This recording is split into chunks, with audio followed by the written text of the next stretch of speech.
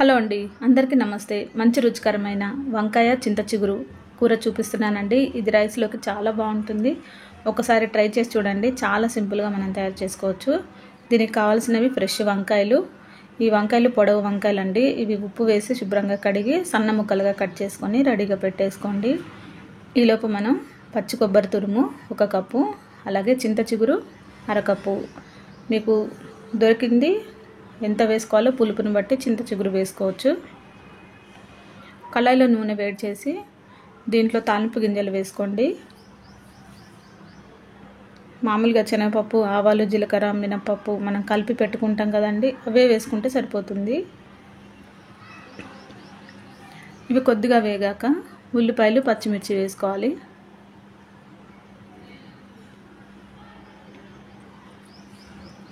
ఈ వంకాయలు మనకి మసాలా వంకాయ కాకుండా పొడవు వంకాయ బాగుంటుంది. 1 ఉల్లిపాయ అండి, మీడియం సైజు ఉల్లిపాయ 1, పచ్చిమిర్చి 1 2 3 వేసుకోండి.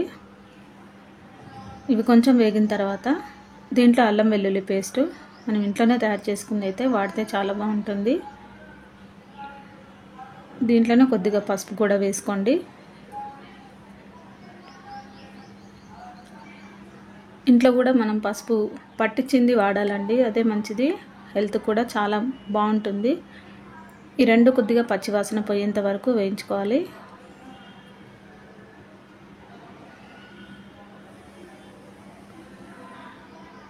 ఇవి కొంచెం పచ్చివాసన పోయిన తర్వాత మనకి వేగినట్టుగా తెలుస్తుంది. ఈ టైంలో మనం వంకాయల్ని కట్ చేసి పెట్టుకున్నవి వేసేసుకోవాలి.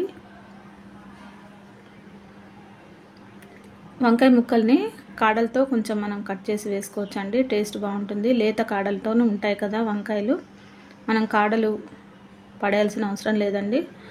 ఇలా కాడలతోనే డైరెక్ట్గా మనం వేసుకోవచ్చు. తినేటప్పుడు మంచి రుచిని ఇస్తాయి అన్నమాట. రుచికి సరిపడా ఉప్పు వేసుకోండి.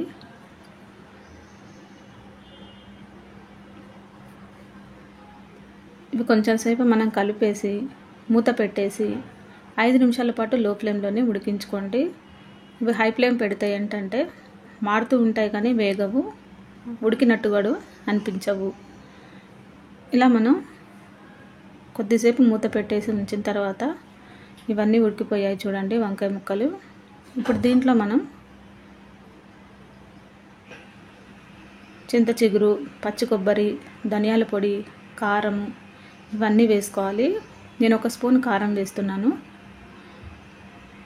కారం ఇష్టం లేని వాళ్ళు పచ్చిమిర్చితోనే మనం తయారు చేసుకోవచ్చు. సరిపడంత ధనియాల పొడి అంటే 1/2 స్పూన్ వేసాను. ఇప్పుడు చింత చిగురుని ఇలా మనం నలిపేస్తే మనకి చక్కగా నలిగిపోతుందండి చింత చిగురు. ఇలా చేత్తో నలిపేసి వేయండి. సన్న పుల్లలు అనేవి వస్తూ ఉంటాయి, అవి తీసేయండి చింత చిగురులో. ఇలా తీసేసిన తర్వాత పచ్చి కొబ్బరి మనం మిక్సీ వేసుకున్నాం కదా, అది వేసుకోండి. ఈ రెండు వేసిన తర్వాత ఎక్కువగా కలపొద్దు, బాగా కలిపితే వంకాయ ముక్కలు మెత్తగా పేస్ట్ లాగా అయిపోతాయి. పైన కొంచెం స్లోగా కలుపుతూ మూత పెట్టేసి 1 నిమిషం పాటు లో ఫ్లేమ్లో అలా ఉంచేయండి. చివరిలో కరివేపాకు, కొత్తిమీర వేసుకొని గార్నిష్ చేసుకోండి. మీకు మంచి రుచికరమైన వంకాయ చింత చిగురు కూర రెడీ అయిపోయింది.